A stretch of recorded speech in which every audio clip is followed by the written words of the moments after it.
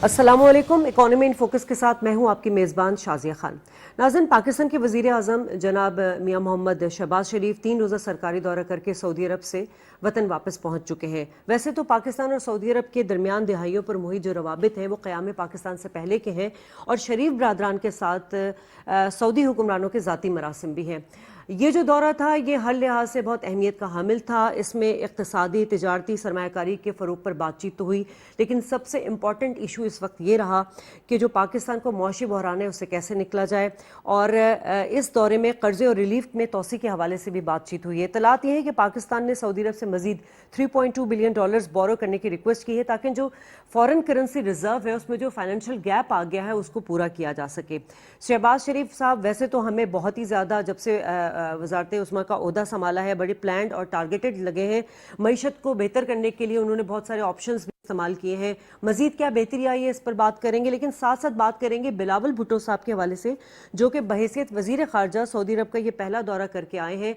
तो इसके दूरस नताइज क्या होंगे, फॉरेन रिलेशनशिप में क्या मजीद बेहतरी आ सकती है, बात करेंगे। इसी पर अपने पैनल का तारुफ करा दूँ। इस वक्त मेरे साथ स्टूडियो में मौजूद हैं हुसैन थेबू साहब, सीनियर जर्नलिस्ट हैं, शुक्रिया सर आपका। बहुत बहुत शुक्रिया जी। और शमसुल इस्लाम साहब ने हमें ज्वाइन किया है, वेल नोन पर्सनालिटी है, फॉर्मर वाइस प्रेसिडेंट है FPCCI के। कुछ ही देर में हमें पाकिस्तान पीपल्स पार्टी से रिप्रेजेंट करेंगी शाहिदा रहमानी साहिबा।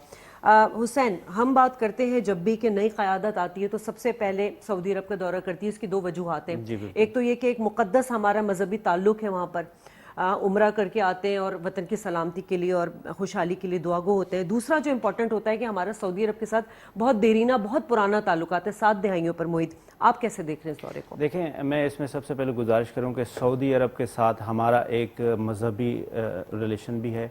हम पाकिस्तानी, हर पाकिस्तानी की ख्वाहिश होती है कि हम वहाँ जाएं, हम वहाँ की हिफाजत करें, हम वहाँ के लिए अच्छा सोचें। और इसी तरह से सऊदी अरब के जो हुक्मरान हैं उनके भी हमारे तमाम जितने भी हुक्मरान हैं उनके साथ बहुत अच्छे मरासम हैं। ख़ास तौर पे मैं बात करूँगा शरीफ फैमिली के साथ उनके पर्सनल टर्म्स हैं और वो हर मुश्किल दौर में हमारे पाकिस्तान की वो मदद करते रहे हैं। और पाकिस्तान भी हर मुश्किल दौर में अभी भी अगर आप देखें तो हमारे जो फार्मर आर्मी चीफ थे वो वहाँ पे हैं और वो उनकी जो 40 ममालिक की एक फ़ौज है उनको हेड कर रहे हैं। तो एक ये ट्रस्ट बिल्डिंग की बहुत बड़ी निशानी है कि वो इतने बड़े सीक्रेट्स जो है वो हमसे मतलब पाकिस्तान से वो शेयर कर रहे होते हैं और हम उनके साथ सारी चीज़ें करें। तो वज़ीर आज़म जनाब शहबाज शरीफ साहब का ये जो दौरा था ये बहुत अच्छा रहा और सबसे उनकी मुलाकात भी हुई है। और अभी अभी हालिया अक्टूबर में भी हमें एक पैकेज सऊदी अरब ने दिया था तो उसमें भी तोसी हो जाएगी और कुछ और भी मिल जाएंगे। इस वक्त अगर देखा जाए तो हमारे मुल्क की जो इकनॉमिक कंडीशन है वो तो किसी से ढकी छुपी नहीं है, वो बहुत ही ज़्यादा ख़राब है। और जो पिछली गवर्नमेंट थी उन्होंने सिर्फ नारे लगाए, उन्होंने सिर्फ बातें की, उन्होंने सिर्फ करेक्टर एसेसिनेशन की। उनका सिर्फ एक ही टारगेट था कि हम इसको छोड़ेंगे नहीं, इसको हम घसीटेंगे। उन्होंने प्रोडक्टिव काम किए नहीं। मैं समझता हूं कि ये जो अभी लीडरशिप जो आई है जिसमें ख़ास तौर पे जो प्राइम मिनिस्टर साहब हैं, प्राइम मिनिस्टर साहब के लिए ये मशहूर है कि ही इज़ आयरन मैन और ये डूअर हैं। और जब चीफ मिनिस्टर पंजाब थे उनकी एक एबिलिटी है कि वो मिनिस्टर से काम नहीं करवाते, वो डायरेक्ट ब्यूरोक्रेट से काम कराते हैं, सेक्रेटरी से काम कराते हैं। अर्ली उठने वाले आदमी हैं, सुबह सुबह उठ के अपनी फील्ड पे खुद चले जाते हैं, उससे बड़ा फर्क पड़ता है। और पिछली गवर्नमेंट जो थी वो उन्होंने सिर्फ बातें की, वो उन्होंने ट्विटर को बड़ा ज़बरदस्त तरीके से यूज़ किया, ट्विटर पे हुकूमत बहुत अच्छी। तो ये शहबाज शरीफ साहब ट्विटर वाले नहीं हैं, शहबाज शरीफ साहब डूअर हैं और ये प्रैक्टिकली आएंगे और ये चीज़ों को ठीक करेंगे। सऊदी अरब से जो हमें अभी एक्सपेक्ट है, और सऊदी अरब से बहुत अच्छे मरासम हैं, बड़े शरीफ साहब के भी, नवाज शरीफ साहब के भी, और इवन बिलावल भुट्टो जरदारी साहब भी वहाँ पे मौजूद थे, उनका भी बड़ा अच्छा टूर रहा है। और ये एक बहुत अच्छी बात है कि आप एक यंग नौजवान ब्लड को इतनी इम्पोर्टेंट मिनिस्ट्री दी है। और उनको एक ये भी है कि मैं कल ड्रीम तो उनका है कि मैं प्राइम मिनिस्टर ऑफ पाकिस्तान बनूंगा। तो इनके जो नाना थे वो भी पहले इसी पोस्ट पे रहे हैं, अयूब तो खान के दौर में, अयूब खान के दौर में। तो मेरा ये ख्याल है कि ये बहुत अच्छी टीम है ٹھیک اور یہ بہت اچھا پاکستان کے لیے انشاءاللہ ڈیلیور کریں گے. ٹھیک ہے. اچھی ٹیم ہے اکانومی ٹیم، چونکہ 3 دفعہ پہلے اقتدار میں رہ چکے ہیں نون لیگ والے. لیکن یہاں میرا جو ایک سوال ہے وہ یہ ہے کہ ہم 70 سالوں میں ہم نے اب تک کوئی پولیٹیکل اکانومسٹ کو یوٹیلائز نہیں کیا. ہم نے کوئی نیشنل پالیسی اکانومی کو لے کر نہیں بنائی.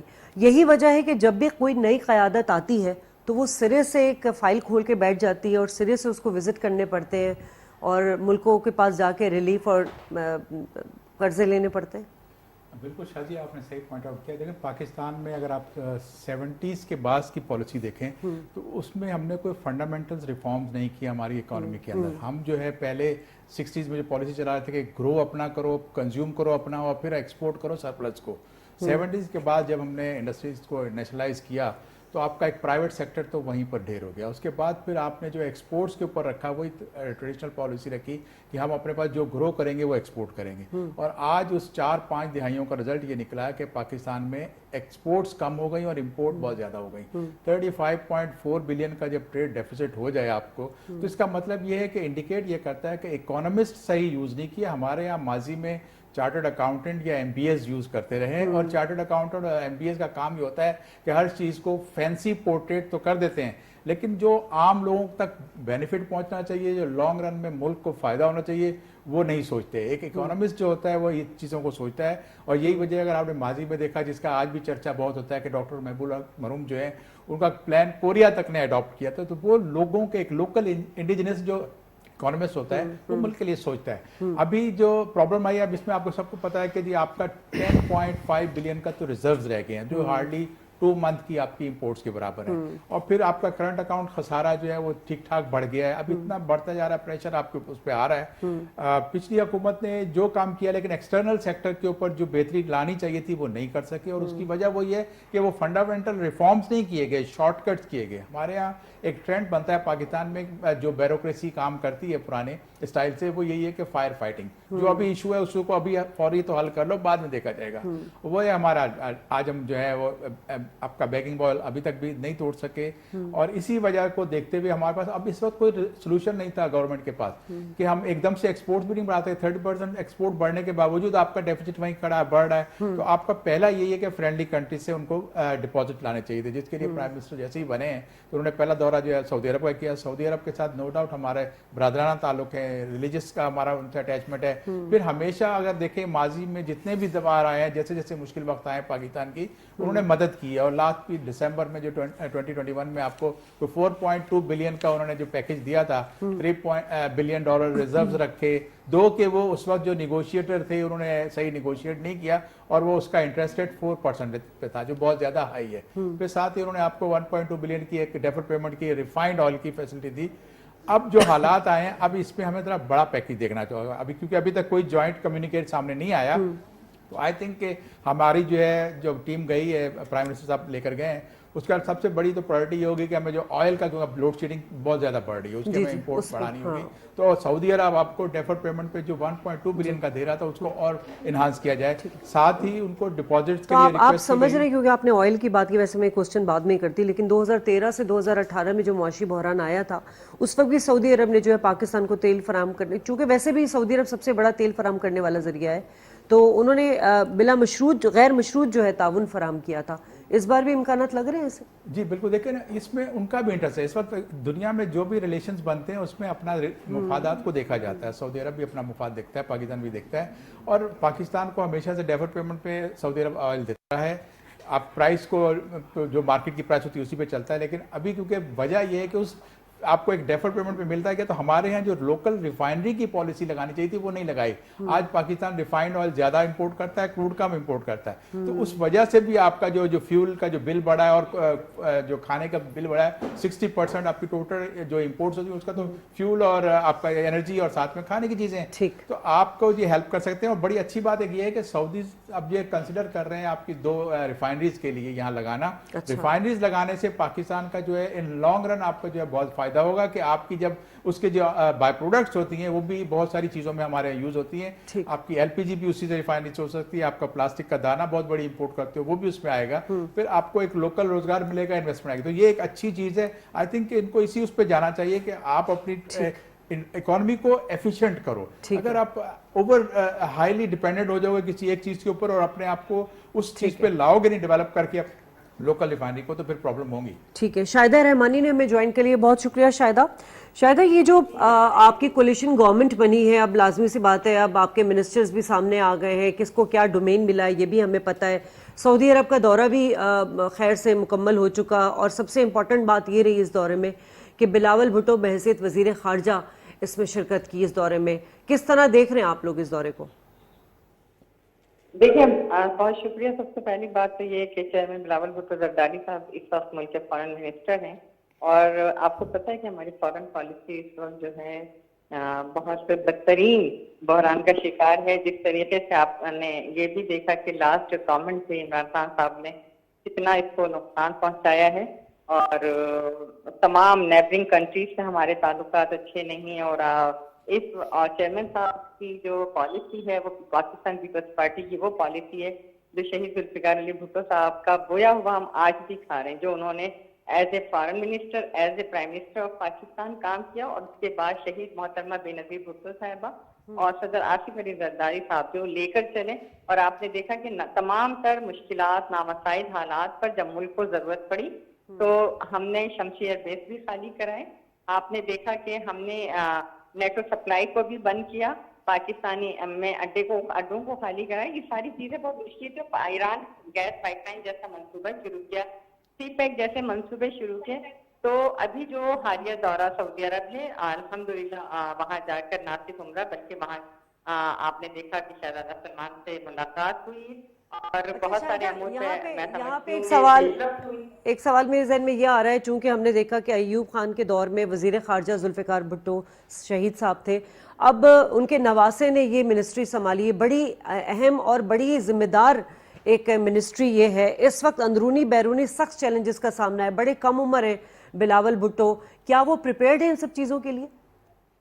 देखिए, वो बिल्कुल कम उम्र है। ये एजाज भी पाकिस्तान पीपल्स पार्टी को जाता है, सबसे कम उम्र प्राइम मिनिस्टर और सबसे कम उम्र foreign minister Pakistan peoples party को अल्लाह ताला ने नसीब किया। लेकिन आप ये देखें कि उस कम उम्र शख्स ने जो 27 फेब को कराची से एक लॉन्ग मार्च किया, फिर आईनी और पार्लिमानी सिस्टम को अपनाते हुए जो vote of no confidence motion move किया, आपने देखा कि उसमें कितनी बड़ी कामयाबी हुई और पहली मर्तबा पार्लियामेंट के अंदर रहते हुए, पार्लिमानी सिस्टम के रहते हुए एक तब्दीली आई। और मैं समझती हूँ कि आइन, पार्लियामेंट और जमहूरियत की जो फतह थी, जिस तरह इसमें कामयाबी हुई, इसी तरह चेयरमैन बिलावल भुट्टो जरदारी साहब को दुनिया के इंशाअल्लाह ताला हर महाज पर कामयाबी होगी। और जो हमारा कश्मीर का इशू भारत के साथ पेंडिंग में था, हम सबसे पहले उसको भी सॉल्व करना चाहेंगे, क्योंकि कश्मीरियों की सबसे बड़ी ख्वाहिश है, पाकिस्तानियों की भी सबसे बड़ी ख्वाहिश है। इसके साथ ही हम इंडिया के साथ भी ताल्लुकात, अफगानिस्तान के साथ ताल्लुकात, चाइना के साथ ताल्लुकात, दुनिया भर के तमाम कंट्रीज के साथ ताल्लुकात को बेहतर करेंगे, ताकि पाकिस्तान बेहतर सिमत में सफर कर सके। जिस तरह आपने कहा कि हमें दरपेश मसाइल हैं, इकोनॉमिकल भी हैं। आपने देखा एग्रीकल्चर के हों कि हमें जो इम्पोर्ट कर रहे हैं, हम एक्सपोर्टर कंट्रीज थे, आपने 2013 तक आपने देखा। तो ये हमारे साथ जो चैलेंजेस हैं, इंशाल्लाह उसका हम दिफा करेंगे। अच्छा, आपने रूस और मगरबी मुल्कों के दरमियान जो महाजर आई है, आपने थोड़ा सा समअप किया उसे कि उनके साथ इंडिया के ताल्लुकात, इंडिया के साथ ताल्लुकात, मसले कश्मीर का मामला, इन सब को तो एड्रेस करेंगे, लेकिन जो इमरान खान साहब ने एक अमेरिका मुखालिफ बयानिया जिसको अवामी रुख दे दिया है, उसको किस तरह ये एड्रेस करेंगे? देखिए, जिस दिन इमरान खान साहब ने सिर्फ अपने इख्तिदार को बचाने के लिए अमेरिका मुखालिफ ये बयानिया दिया, उससे उनको ये नहीं मालूम पता कि वो इख्तिदार की हवस में इतने पागल हो गए कि उन्हें ये नहीं मालूम कि इससे मुल्क को कितना नुकसान हुआ। वो एक ऐसी चीज, वो एक लेटर को लहराते रहे जिसको सेकंड डे आपने देखा चीफ ऑफ आर्मी स्टाफ ने कहा कि हमारे अमेरिका के साथ स्ट्रेटेजिक ताल्लुकात है, बहुत पुराने ताल्लुकात है, और हम कोई भी मुल्क किसी भी कंट्री से, चाहे हमें रशिया से भी अपने ताल्लुकात को बेहतर करना है, सारी दुनिया से करना है, لیکن ہم اس کے لیے کسی ملک سے تعلقات کو خراب نہیں کر سکتے, جھوٹ نہیں بول سکتے. اور جس طرح عمران خان نے ایک بیانیہ جو ہے ڈیولپ کیا ہے, میں سمجھتی ہوں وہ انتہائی غلط ہے, جبکہ آپ کی نیشنل سیکیورٹی نے بھی اس کو رد کر دیا, امریکہ نے بھی اس کو رد کر دیا, ریجیکٹ کر دیا, اور تمام تر آپ نے دیکھا کہ ہر طرح سے اس کو ریجیکٹ کر دیا گیا. تو صرف ایک شخص کے کہنے سے, چیخنے سے, چلانے سے وہ بیانیہ نہیں بن جائے گا. اصل چیزیں حقائق پر ہمیں نظر رکھنی چاہیے. اور حقیقت یہ ہے کہ عمران خان کو پارلیمنٹ میں شکست نظر آ رہی تھی, اور انہوں نے تمام تر آپشن استعمال کرنے کے بعد پھر یہ آپشن استعمال کیا جو کہ انتہائی خطرناک ہے. ٹھیک ہے, شاید آپ ہمارے ساتھ ٹیلی فون لائن پر ہی رہے گا. حسین, ذوالفقار علی بھٹو کی ہم نے دیکھا تھا کہ ایک آزاد خارجہ پالیسی تھی. انہوں نے اس وقت امریکہ, چین, روس سب کو ساتھ لے کر چلنے کی انہوں نے کوشش بھی کی تاکہ پاکستان کو زیادہ سے زیادہ معاشی فائدہ ہو. اس وقت جو آپ دیکھ رہے ہیں, جو محاذر آئی ہے, کیونکہ روس کے دورے سے کے بعد ہی ایک عجیب سی کنفیوژن کریٹ کر دی گئی پاکستان میں, اور عمران خان کا جو ایک بیانیہ ہمیں نظر آیا, ان تمام چیزوں کو آپ کو لگتا ہے کہ اس وقت ہماری یہ جو فورن منسٹری یہ بہت مشکلات میں, اور بلاول بھٹو اس کا بوجھ اٹھا سکیں گے؟ دیکھیں, میں اس میں آپ کو گزارش کروں, ایک تو بلاول بھٹو زرداری صاحب جو ہیں وہ ینگ, انرجیٹک, اور اس کے ساتھ ساتھ اس کی جو کوالیفیکیشن ہے وہ میٹر کرتی ہے. دوسری بات میں آپ کو بتاؤں کہ ابھی ہم حالیہ کچھ دنوں پہلے ہم این ڈی یو میں تھے, تو وہاں پہ ایک سوال آیا کہ پاکستان کا سب سے اچھا فارن منسٹر کون ہے, کون ہو سکتا ہے. تو ہاف سے زیادہ لوگوں نے ہنا ربانی کھر کا نام لیا, اور ہنا ربانی کھر از آلسو اسٹیٹ منسٹر جو ہے وہ بلاول بھٹو زرداری صاحب کے ساتھ ہوں گی, اور ان کی بہت گرفت ہے. جہاں تک بات آتی ہے تو ذوالفقار علی بھٹو نے ملک میں پہلی مرتبہ کھڑا ہونے کی, لوگوں میں ایک جذبہ پیدا کرنے کی کوشش کی کہ ہماری انڈیپینڈنٹ پالیسی ہونی چاہیے, ہماری کسی کے ساتھ بھی دشمنی نہیں ہونی چاہیے, اور ہماری سب کے ساتھ دوستی ہونی چاہیے. یہ نہیں ہے کہ ہم کسی کو ایبسلیوٹلی یس کہیں اور ہم کسی کو ایبسلیوٹلی ناٹ کہیں. ہاں, ہم ہمارے جہاں پہ لارجر انٹرسٹ ہیں ہم اپنے انٹرسٹ کو دیکھیں گے. دیکھیں, اگر آپ, جیسے سر نے بات کی ٹریڈ کی, آپ کا ٹریڈ کہاں ہے؟ اگر آپ $40 بلین, رزاق داؤد صاحب لاسٹ گورنمنٹ میں کہہ رہے تھے کہ ہم $40 بلین جو ہے ایکسپورٹ کرنے جا رہے ہیں, کہاں کریں گے؟ اس میں 70% تو آپ ای یو کو کریں گے اور امریکہ کو کریں گے. اگر آپ امریکہ سے ہی پھڈا لے کے کھڑے ہو جائیں گے تو آپ نے ٹریڈ کہاں کرنا ہے؟ آپ نے امپورٹ تو کر رہے ہیں, آپ نے امپورٹ کو بڑھا کے $75 بلین پہ لے کے چلے گئے. چلے وہ تو ہم چائنا سے کر لیں گے, ہم ایکسپورٹ تو نہیں کر سکتے نا. تو یہ سارے چیلنجز میں سمجھتا ہوں کہ بلاول بھٹو زرداری صاحب بھی بہت اچھے طریقے سے سمجھتے ہیں, کیونکہ جب آپ لیڈ کر رہے ہوتے ہیں تو آپ کو ہر آدمی آ کے بتا رہا ہوتا ہے, ہر آدمی آپ کو پریزنٹیشن دے رہا ہے. تو بلاول صاحب اس وقت جو ہیں وہ ایک لیڈر ہیں, ایک اپنے تو ایک تو پارٹی کے لیڈر ہیں, دوسری وہاں پہ بھی اگر میں دیکھوں گا تو پرائم منسٹر صاحب اور بلاول صاحب ساتھ ساتھ مل کے چلیں گے. تو یہ ایک ٹیم ہے, اور یہ بہت اچھے طریقے سے, میرا اپنا پرسنل اوپینین ہے, بہت اچھے طریقے سے لے کے چلیں گے. اور ہماری کسی کے ساتھ دشمنی نہیں ہونی چاہیے, نہ ہماری کوئی رشیا کے ساتھ دشمنی ہے, نہ ہماری کوئی یوکرین کے ساتھ دشمنی ہے. جس طرح سے آرمی چیف نے بھی کہا کچھ دن پہلے کہ یہ ہماری ان سے کوئی دشمنی نہیں ہے, اور یہ جو غلط کرے گا ہم اس کو, باقاعدہ بولا کہ ہمارے امریکہ کے ساتھ بھی اچھے تعلقات, ہمارے امریکہ کے ساتھ آج بھی اچھے تعلقات ہیں اور ہونے چاہیے. ہم ٹریڈ اگر کرنا چاہیں گے تو ہم امریکہ کو ہی ٹریڈ کریں گے, اور کدھر کریں گے؟ ہمارے پاس اور کوئی اپرچونٹی نہیں ہے. تو بلاول بھٹو زرداری صاحب اور خاص طور پہ ہنا ربانی کھر صاحبہ, میں نے ان کا انٹرویو بھی کیا, شی از اے ویری کیپیبل لیڈی, اس کو پتا ہے, اور وہ فارن افیئرس منسٹر رہ چکی ہیں. تو مجھے اچھی امید ہے کہ یہ جو نئی ٹیم آئی ہے یہ اچھا ڈیلیور کریں. ٹھیک ہے شاہدہ, لاسٹ کوسچن بس آپ سے لوں گی, پھر آپ کو شکریہ ادا کرنا چاہوں گی. اب چونکہ کولیشن گورنمنٹ بن چکی ہے, سندھ کا جو حال رہا ہے ہمیشہ, کراچی والوں کو بھی بڑی گلے شکوے رہے, اور اس وقت منسٹریز بھی آپ لوگوں کے ہاتھ میں ہے. اب ایم کیو ایم کو بھی 2 منسٹری اور ایک میرا خیال ہے میرا ایڈوائزر ٹو سی ایم ایک منسٹری ان کو بھی دے دی گئی ہے. کراچی کے حالات کے حوالے سے آپ لوگ کتنا فوکس ہے, سیریس لے رہے ہیں اس کو؟ شازیہ, سب سے پہلی بات تو یہ کہ ہم کراچی سندھ پورا ہم لے کر چل رہے ہیں, تو کام کر رہے ہیں, تو بار بار جو ہے ہمیں عوام جو ہے منتخب بھی کر رہے ہیں. اور جہاں تک رہا ایم کیو ایم کی بات, تو ایم کیو ایم ایک حقیقت ہے, اور عوام سے ووٹ لے کر آنے والا ہر شخص, ہر پارلیمنٹرین قابل احترام ہے. اور میں سمجھتی ہوں کہ ایم کیو ایم اور پیپلز پارٹی مل کر कराची की तरक्की के लिए, हैदराबाद की तरक्की के लिए, जहाँ जहाँ वो एग्जिस्ट करते हैं, जहाँ से उन्होंने सीट्स ली हैं, वो वहाँ अगर मिल के काम करेंगे तो इलाके का और लोगों का फायदा है। तो ये मैं समझती हूँ कि बहुत बड़ी कामयाबी है कि एमक्यूएम जो है वो पाकिस्तान पीपल्स पार्टी के साथ मिलकर जो उसने एक अच्छा फैसला किया है अपने आवाम के लिए, अपने लोगों के लिए, अपने शहर के लिए, इसमें पीपल्स पार्टी भी शाना बेशाना उनके साथ खड़ी। और जब हुकूमत मिल के काम करती है तो आपको पता है कि इलाके तरक्की करते हैं। ठीक है, बहुत शुक्रिया शायद आप हमारे साथ मौजूद थी।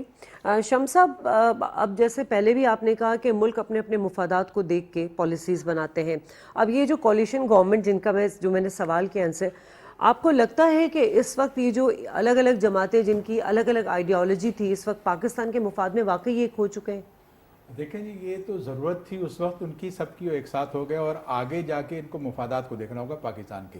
अगर इनकी अपनी जो सोच सेपरेट होती थी, अगर उस तरफ चले तो फिर तो बहुत ज़्यादा चैलेंज आएंगे। पाकिस्तान इस वक्त जिस सिचुएशन में खड़ा है उस वक्त ये है कि एक चार्टर ऑफ इकोनॉमी भी हो और पाकिस्तान की तमाम पॉलिटिकल पार्टीज जो हैं एक टेबल पे बैठ के एक अपना पाकिस्तान के लिए एक एग्रीमेंट करें कि हमने अब जो है इकोनॉमी को इस तरह से चलाना है, फॉरेन पॉलिसी हमारी आज़ाद पॉलिसी होनी चाहिए, सबकी तरफ जाएं।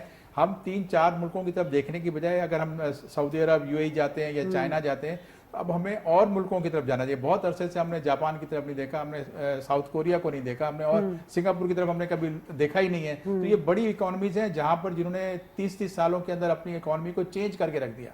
उनके साथ अपने एफडीआई का इशू इस मुल्क में यही रहा है कि पिछले दिनों में आप देखें बहुत बुरी एफडीआई रही है। तो उसको बढ़ाने का तरीका ये है कि वो ममालिक जो अपने मुल्क के लिए कुछ ग्रो नहीं करते वो फॉरेन कंट्रीज में इन्वेस्टमेंट कर रहे हैं, वो फॉरेन कंट्री में इंडस्ट्री लगा रहे हैं। सिंगापुर का भी अभी मैं बताऊं कि कुछ इन्वेस्टमेंट यहाँ पर आई हुई है, जो घी में भी इन्होंने इन्वेस्टमेंट की, ऑयल के अंदर करी। तो वो मुल्क जो है जो ऑस्ट्रेलिया में ग्रो करने जा रहे हैं, जो इंडिया में ग्रो करने जा रहे हैं, उनको आपको अटैक करके पाकिस्तान में लाना है। क्योंकि इस वक्त दुनिया में एक चैलेंज बहुत खतरनाक जो चैलेंज बन रहा है वो ये कि अब फूड जो है वो एक वेपन के तौर पे यूज होगा। और जिन ममालिक में जिनकी एग्रीकल्चर कंट्री में जहाँ पे इकोनॉमी एग्रीकल्चर पे चलती है उनके लिए एक अपॉर्चुनिटी आएगी। ऑयल अभी इस वक्त 100-108 पे ऊपर चल रहा है, ये हमेशा नहीं रहेगा, ये अगले साल तक इसकी ऑयल प्राइस भी नीचे आ सकती है। लेकिन जो फूड का इन्फ्लेशन है, जो आज जो आपका 40 साल की हाई रेट पे आपका इन्फ्लेशन रेट जो जर्मनी में हो गया है, आपका यूएस का इन्फ्लेशन देखें और आप यूके का देखें, ये सारे, फिर सिंगापुर जैसा मुल्क जहाँ पे इन्फ्लेशन नाम की चीज ही नहीं होती थी वो 10 साल हाई को टच कर गया। तो मतलब ये है कि फूड प्राइसेस जो है वो इतनी तेजी से बढ़ रही हैं, तो उसका फायदा पाकिस्तान को लाने के लिए हमें एग्रीकल्चर सेक्टर को रिफॉर्म करना होगा। हमें वो ट्रेडिशनल ग्रोइंग जो करते आ रहे हैं, जो हमारा हारी किसान जो हेवीली डिपेंडेंट है कि वो उससे ब्याज पे पैसा उठाता है बड़ा महंगा, उसको अब डायरेक्ट आपने लोन देना होगा, उसकी आप लेजर लेवलिंग कराएं, उसके अंदर आपको सीड जो है इंडिजिनस सीड डेवलप करें। जो इंपोर्टेड सीड आप किसी दुनिया से लेकर आते हो वो यहाँ बहुत टाइम देखा गया है कि ग्रोअर की क्रॉप्स को जाया कर देता है। तो आपको एक इंडिजिनस सीड कर लाना होगा। ये एग्रीकल्चर की पॉलिसी हमारी जो है पीपल्स पार्टी को भी देखनी होगी। हमें इसके अलावा दो चीजें और भी इंपॉर्टेंट है, आपका एनर्जी सेक्टर भी, आपकी मॉनेटरी पॉलिसी उसको भी कंट्रोल करना जरूरी है बहुत।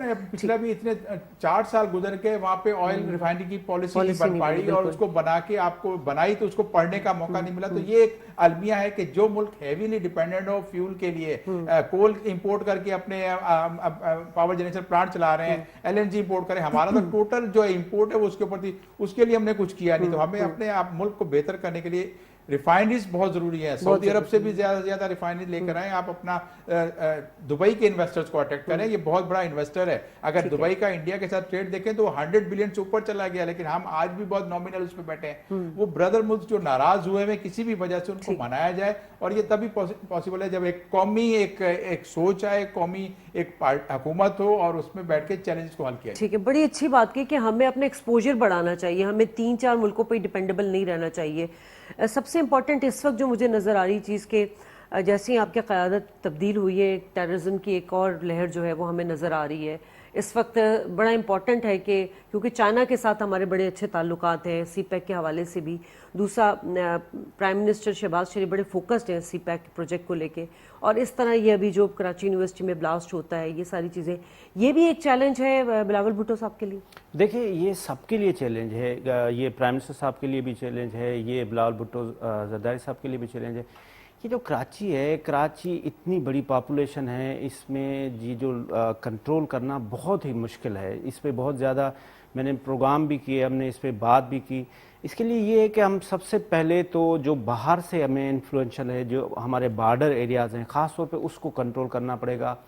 یہ جو لوگ ہیں، جس طرح سے ایک لیڈی نے ٹیررسٹ اٹیک کیا ہے، اس کو تہ تک جانا پڑے گا. ان کی ریزرویشنز کیا ہیں؟ پچھلی گورنمنٹ میں یہ ہوا کہ نعرے بہت لگے کہ ہم کروڑ نوکریاں دیں گے، ہم 50 لاکھ گھر دیں گے، ہم 90 دن میں یہ کر دیں گے، ہم 120 دن میں وہ کر دیں گے، لیکن وہ کچھ بھی نہیں ہوا. وہ صرف ایک ہی چیز پہ لگے رہے کہ ہم کسی بھی طریقے سے ان کو، جو ہمارے اپوزیشن والے ہیں، ان کو ہم کسی طرح سے جیلوں میں ڈالیں، اور وہ اس میں بھی کامیاب نہیں گئے. تو سیریسلی ان چیزوں پہ بیٹھ کے جو ہے وہ سوچنا پڑے گا. اس وقت اگر ہم دیکھتے ہیں کہ ایک اسی جماعت کے لوگوں کی سوشل میڈیا پہ ایک ٹرینڈ چل رہا ہے جس میں انفارچونیٹلی ہمارے مقدس ترین اداروں کو ٹارگٹ کیا جا رہا ہے، ہمارے خاص طور پہ ہمارے پاک آرمی کو ٹارگٹ کیا جا رہا ہے. ہماری آرمی ہے تو پاکستان ہے، یہ ہمیں سوچنا پڑے گا. اور ہماری آرمی صرف بارڈر پر ہی نہیں، کوئی ناگہانی ہوتی ہے تو وہ عوام کی کو ریسکیو کرنے سب سے پہلے پہنچتی ہے. دیکھیں اگر آپ کے پاس سیاستدان تو بعد میں آتے ہیں، پہلے فوج ہماری پہنچتی ہے. آپ کے پاس زلزلہ آتا ہے، آپ کے پاس ارتھ کوئک آتا ہے، آپ کے پاس سیلاب آتا ہے، سب سے پہلے آپ کے پاس ایک ایسا ادارہ ہے جس پہ آپ آنکھیں بند کر کے آپ ان کے اوپر ٹرسٹ کر رہے ہیں، اور آپ انہی کے اوپر بیٹھ کے بلیم لگا رہے ہوتے ہیں کہ جی وہ نیوٹرل نہیں ہیں، وہ نان نیوٹرل ہیں، وہ مطلب کیسی باتیں ہیں. اس وقت یہ ہمیں سوچنا چاہیے. یہی وجہ ہوتی ہے پھر دشمن اس کا فائدہ لیتا ہے، اور وہ پھر ایسے بچوں کو جا کے یہ جو برین واش کر رہے ہوتے ہیں، پھر اس طرح سے ہمارے پاس انسیڈنٹ ہوتے ہیں. اچھا، آپ نے بڑی اچھی بات کی. مطلب اب تو واقعی یہ حالات، ہماری سوسائٹی اتنی زیادہ پستی کا شکار ہو چکی ہے. پاکستان گہری تقسیم کا شکار نظر آ رہا ہے اس وقت، اور اس میں بہت امپورٹنٹ جو رول ادا کر رہا ہے وہ سوشل میڈیا کر رہا ہے. اس کو کس طرح کنٹرول کیا؟ اتنے مغلظات، اتنی محاذ آرائی، اتنی واہیات باتیں. ہمارے ہاں 3 ٹول ہیں. ایک تو سوشل میڈیا ہے، ایک الیکٹرانکس میڈیا ہے، اس کا تو کنٹرول ہے. پیمرا ہے، پرنٹ میڈیا ہے، جس کی ابھی آج کل اتنی زیادہ وہ پرنٹ میڈیا کی اہمیت نہیں ہے، کیونکہ سوشل میڈیا بہت ہی زیادہ آپ کو الیکٹرانکس میڈیا سے بھی پہلے خبر آ جاتی ہے. اب آپ کے لیے بڑی مصیبت ہوتی ہے کہ آپ اس کو پہلے تو اسکروٹنی کریں کہ یہ فیک ہے یا یہ ٹھیک خبر ہے. سب سے زیادہ تو فیک نیوز آ رہے ہوتے ہیں.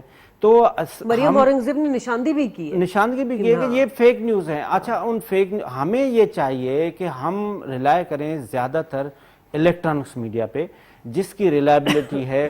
اور یہ جو لوگ کر رہے ہیں، اب دیکھیں اس کو اگر پازیٹیو یوز کریں، کتنے سارے ملک ہیں جو اسی آئی ٹی سیکٹر کو یوز کر کے، اسی سوشل سیکٹر کو یوز کر کے اپنی اکانومی، اسکینڈینیوین کنٹریز کے پاس صرف یوتھ ہے، یوتھ کے ساتھ وہ آئی ٹی یوز کر رہے ہوتے ہیں. ہمارے پاس 63% یوتھ ہے. ہمارے جو بچے ہیں ان کو یہ سمجھنا چاہیے کہ وہ گھر پہ بیٹھ کے رادر دین کے گالیاں سیکھیں، یا کسی کو وہ پیسے کیوں نہیں کما رہے ہیں. حسین، کیا لگ رہا ہے آپ کو واقعی یہ 4-5 سالوں میں بہت زیادہ ہمارے نوجوانوں کی ذہن سازی نہیں کر دے گی نیگیٹو اپروچ کے لیے؟ اب دیکھیں میری سیاست پہ بات کرنا اس وقت مشکل ہو رہا ہے. ایک لیڈر کھڑے ہو کے یہ بات کہے، وہ یہ پیغام دے لوگوں کو، یہ ان کا میسج ہو کہ اس طرح سے کریں، تو لوگ اس کو فالو کر رہے ہیں.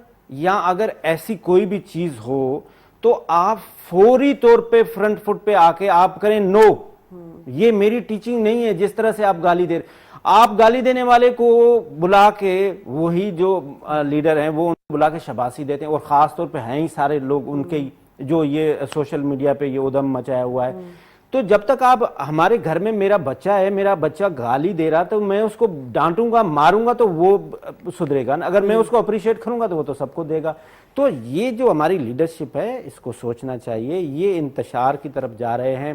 میں آ جاؤں گا، میں اسلام آباد میں بیٹھ جاؤں گا، پھر میں دھرنا دے دوں گا، پھر میں بند کر. بھائی کس کو دھمکی دے رہے ہیں؟ یہ پاکستان کو دھمکی دے رہے ہیں. آپ پاکستان کے لیے سوچیں. یہ جو اگر آپ راستے بند کریں گے، آ کے بیٹھ جائیں گے. ہم تو ایسے بھی لیڈر دیکھیں، ماؤ زے تونگ کو دیکھ لیں آپ، چی گویرا کو دیکھ لیں آپ، نیلسن منڈیلا ہے، یہ بھی ایک لیڈر تھے جنہوں نے عوام کو ایک پلیٹ فارم دیا، اور عوام کہاں سے کہاں ان کی. لیکن بدقسمتی ہماری یہی رہی ہے کہ ہمارے لیڈران جو ہیں وہ ذاتی سیاست پر جو ہے وہ زیادہ فوکس کر رہے ہیں. آپ نے مجھ سے بات کی تھی اس وقت کہ ہم بجلی کی جو اس وقت ہم جو آئل منگا رہے ہیں، فیول آئل سے بنا رہے ہیں اس وقت ہم بجلی، ہم اس کے آلٹرنیٹ اس پر نہیں جا سکتے.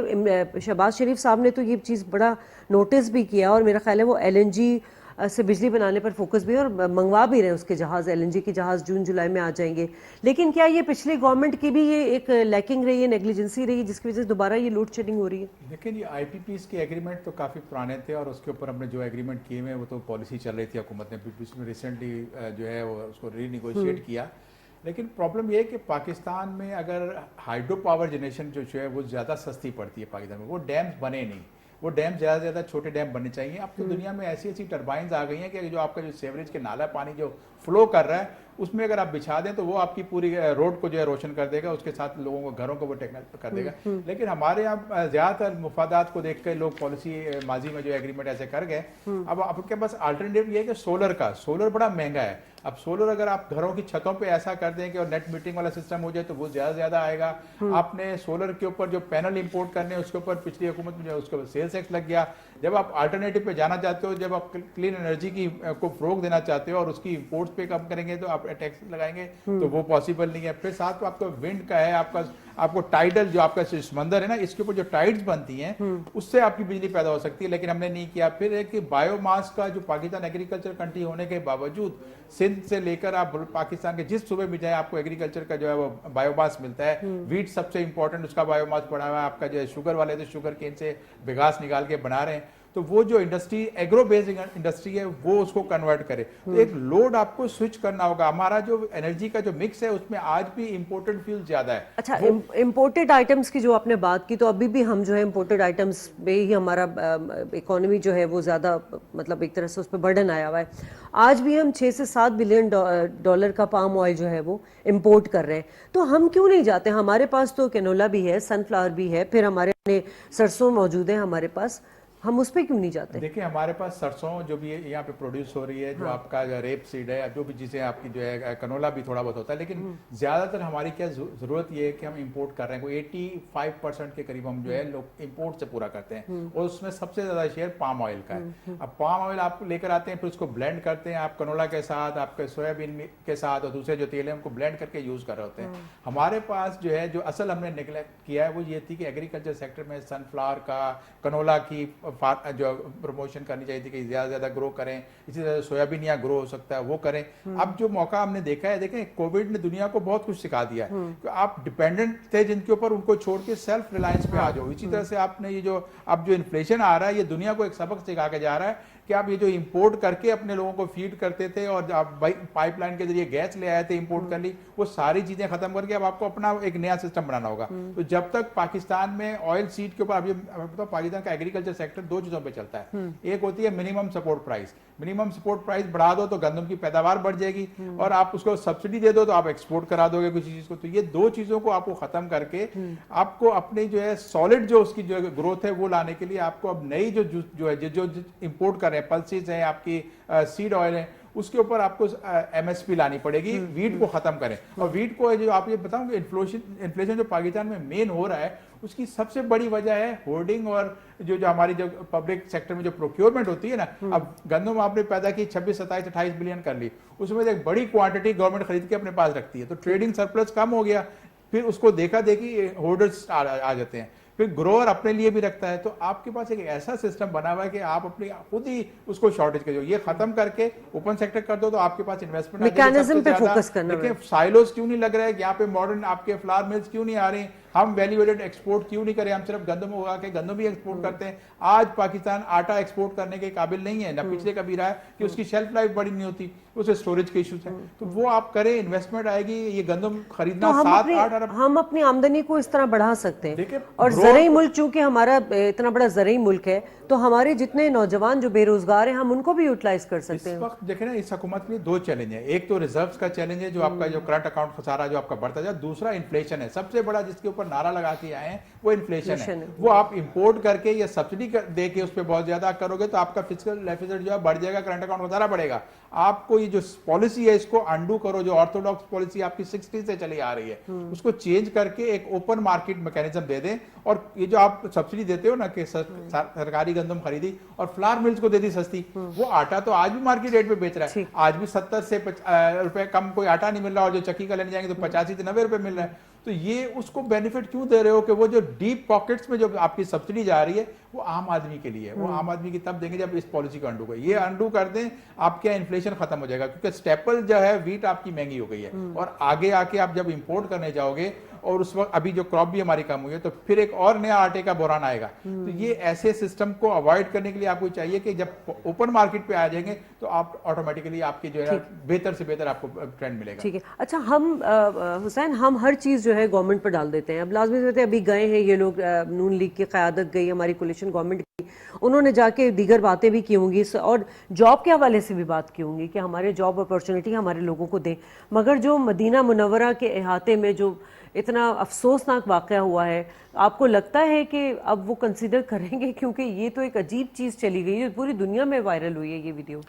دیکھیں, میں اس میں جو ہمارے تعلقات ہیں سعودی عرب سے وہ ایسے ہیں کہ یہ چھوٹی چھوٹی چیزیں جو ہے نا یہ میرے خیال سے اثر نہیں کرنی چاہیے. اور یہ ایک پری پلان تھے ہمارے پہلے سے ہی, شیخ رشید صاحب نے جو بتا دیا تھا کہ یہ ہم کرنے جا رہے ہیں, اور وہ ان کے لیے ایکشن بھی کرنے جا رہے ہیں. وہ ان کو اریسٹ بھی کریں گے, وہ ان کو پرسو بھی کریں گے. تو میرا خیال ہے کہ ہمارے اچھے تعلقات ہیں, اور بیچ میں جو پچھلی گورنمنٹ تھی اس میں تھوڑے سے نرم سرد رہے. ہمیں بڑی چودھری بننے کی شوق تھا, ہم کبھی ٹرکی چلے جاتے تھے, ہم کبھی ملیشیا چلے جاتے تھے, کبھی ہم OIC نہیں بنانے کے لیے باتیں کر رہے ہوتے تھے. تو سب کو یہ پتہ ہوتا تھا کہ یہ کیا ہو رہا ہے. تو اب ایسی میرے خیال سے کوئی بات نہیں ہوگی, اور سعودی عرب ہی ہمارے لیے جو OIC کو لیڈ کر رہے ہوتے ہیں, تو پاکستان کے لیے اچھے تعلقات ہیں اور ان کے لیے اپرچونٹیز بھی کریٹ ہوں گے. میں ایک چھوٹی سی چیز, میں یہ جو آپ انرجی پہ بات کر رہی تھی, میں اس پہ ایڈ کر دوں. جو پچھلی گورنمنٹ تھی, جب میاں نواز شریف صاحب پرائم منسٹر تھے تو یونس ڈاگا سیکٹری انرجی تھے, انہوں نے آخر میں ایک لیٹر لکھا تھا. میاں صاحب نے پوری گورنمنٹ میں اپنی جو انرجی کے لیے کام کیا تھا وہ اچھا کیا تھا, کیونکہ وہ ایک ووٹ لے کے آئے تھے کہ ہم یہ لوڈ شیڈنگ ختم کریں گے. تو اس وقت جو پروڈکشن تھی وہ 14,000 میگا واٹ تھی, اور انہوں نے اس پروڈکشن کو بڑھا کے 26,000 میگا واٹ پہ لے گئے. ہاں, اس میں کچھ ایسے ایگریمنٹس ہوئے جس میں وہ کروڈ آئل سے بنا رہے تھے, اور ان کے پاس فردر پلان تھے جو خاص طور پہ اس وقت جو چیپسٹ انرجی سر بھی بیٹھے ہیں وہ ونڈ سے بنتی ہے. اور ونڈ میں اس وقت اگر آپ جھمپیر میں جائیں تو ایک کوریڈور جو جھمپیر ہے یہ 40,000 میگا واٹ بنا سکتا ہے, پورے پاکستان کی یہ ضرورت پوری کر سکتا ہے. اور اس میں انہوں نے بہت اچھی کوششیں کی تھی, خاص طور پہ چائنا کو انویسٹ کرنے کے لیے بولا تھا, ٹرکی کو انویسٹ کرنے کے لیے بولا تھا. لیکن جو نئی گورنمنٹ آئی, نہ تو انہوں نے ان کو پرسو کیا, نہ تو وہ انفراسٹرکچر پہ گئے. میں نے انرجی منسٹر کا انٹرویو کیا, انہوں نے کہا جی وہ اس پہ تو $60 بلین کا جو خرچہ ہے اور جتنے کا سی پیک ہے ہم اس میں کہاں لائیں گے. تو انہوں نے اس پہ انیشیٹ ہی نہیں کیا.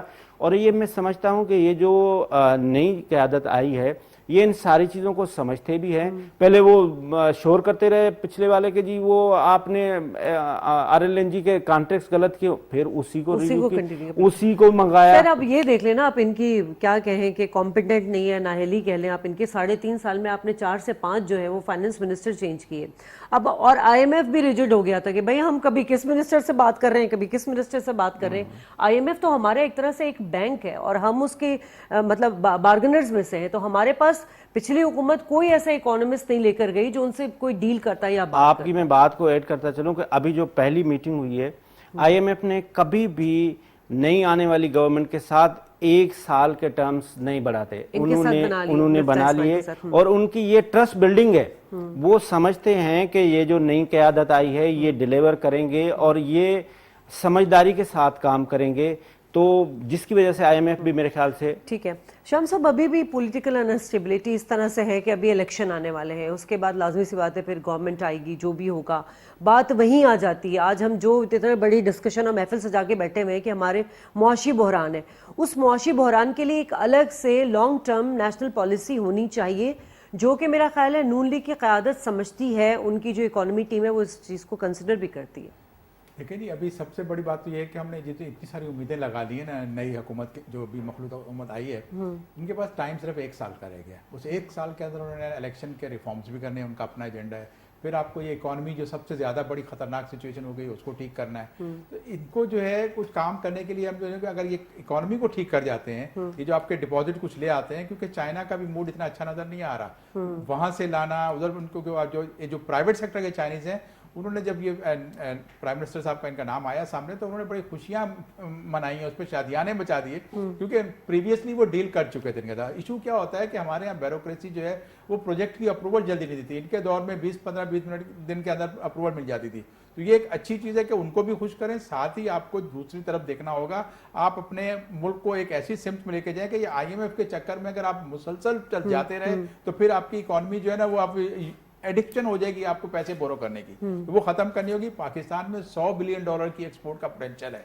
आज हम अगर पॉलिसी चेंज कर दें, पॉलिसी कैसे चेंज होगी कि जो हम वो अपना ग्रो करके अपना कंज्यूम करके और फिर एक्सपोर्ट करेंगे सरप्लस, तो वो खत्म करें। अब दुनिया से रॉ मटेरियल लेकर, मैं आपको मिसाल देता हूं, पाकिस्तान में आज जो कॉटन की एक्सपोर्ट आपकी बढ़ी है, इतनी ज्यादा जो ग्रोथ आई है, उसमें हमने रॉ कॉटन इंपोर्ट भी की है और रॉ कॉटन की अच्छी खासी इंपोर्ट की है, लेकिन उसके बावजूद आप वैल्यूडेशन करके उससे एक्सपोर्ट कर रहे हो। वैल्यूडेशन जब होती है तो रोजगार मिलता है, इंडस्ट्री आपकी आगे चलती है। इसी तरह से दूसरी चीजें जो हम इंपोर्ट करते हैं उसके ऊपर आपने एक कम्बरसम एक पॉलिसी लगाई हुई है कि DTRE है, आपको स्पेशल अप्रूवल लेनी पड़ेगी, उस वक्त तक ऑर्डर निकल चुके होते हैं। इंडिया, आपका सिंगापुर, दुबई, कोई मुल्क ले लें, अब वो 100% अपनी चीज एक्सपोर्ट नहीं करते।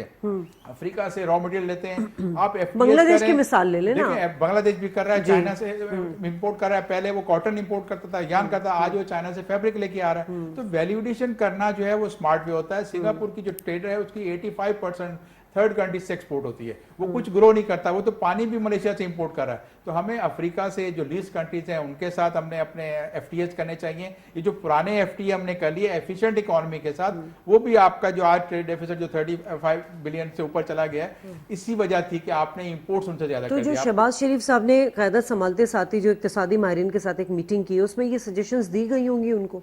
देखिए जी, ये तो टीम के ऊपर है कि टीम तो क्या, हर वक्त जो पिछली भी टीम थी उसमें भी बहुत बड़ी टीम थी, इस दफा भी टीम आई है। बात यह है कि जो बीमारी है उसका हल निकालना चाहिए। अगर आप सिर्फ हर दफा वही पुरानी चीजें सजेस्ट करते रहोगे तो फिर मुश्किल हो जाएगी। हुसैन, आप भी इतने प्रोग्राम्स करते हैं, मर्ज की तशखीस तो हो गई और बहुत सारों के पास इलाज भी होता है, तो क्या वजह होती है कि पिछली हुकूमत भी हमारी उस चीज़ पे कंसिडर नहीं कर सकी, और इस हुकूमत को भी अभी पता नहीं है कि उन्होंने उनकी मुआशी टीम ने मीटिंग्स की और क्या सजेशंस पे फोकस किया है? देखिए, मैं ये जो सॉल्यूशंस है ना, ये सारे लोग बता रहे होते हैं, असल तो हमारे पास इस वक्त पैसों की कमी है, जो हमारे पास पैसे हैं नहीं। वो अगर शार्टेज फुल हो जाती है, कहीं ना कहीं से पैसे आ जाते हैं। जो पिछली गवर्नमेंट थी वो उनके जो लार्जर इंटरेस्ट थे ना, वो सिर्फ रिवेंज में थे और वो उनकी गलतियां ढूंढ रहे थे, जिसकी वजह से वो टाइम वेस्ट कर गए। मैं ये समझता हूं कि ये जो नई टीम आई है ये डिलीवर करेंगे और ये काम के तरफ जाएंगे और नए नए प्रोजेक्ट्स लगाएंगे, जिससे पैसे आएंगे, तो होपफुली ये चीज़ें ठीक हो जाएंगी। ठीक है, चलें, आप दोनों मेहमानों को बहुत शुक्रिया। प्रोग्राम का वक्त खत्म हुआ। नाज़रीन, डिस्कशन से यही कंक्लूजन निकला है कि यकीनन दुनिया जो है वो अब बाईपोलर से यूनिपोलर की तरफ जाती नजर आ रही है। दुनिया को अपने मुफादात, हर मुल्क को अपने मुफादात ज़्यादा अजीज़ हैं, और पाकिस्तान को भी हर मुल्क के साथ अपनी फॉरेन रिलेशनशिप अच्छे रखने की ज़रूरत है, अपने एक्सपोर्ट को बढ़ाने की ज़रूरत है। इम्पोर्ट्स पर आप या तो बैन करें या फिर उस पर ज़्यादा से ज़्यादा जो है वो ड्यूटीज़ लगाएं और अपनी जो कमोडिटीज़ हैं उनको एक्सपोर्ट करें। साथ साथ यकीनन शहबाज शरीफ साहब ने बड़ी एफर्ट की होंगी सऊदी अरब जाकर भी, और उन्होंने साफ साफ कहा है कि 7 दहाइयों से सऊदी अरब और पाकिस्तान के रिलेशनशिप है। इस रिलेशनशिप को वो स्ट्रेटेजिक शराकत दारी में तब्दील करना चाहते हैं ताकि पाकिस्तान को और फ़ायदा हो। प्रोग्राम से इजाज़त, अल्लाह ने के बाद।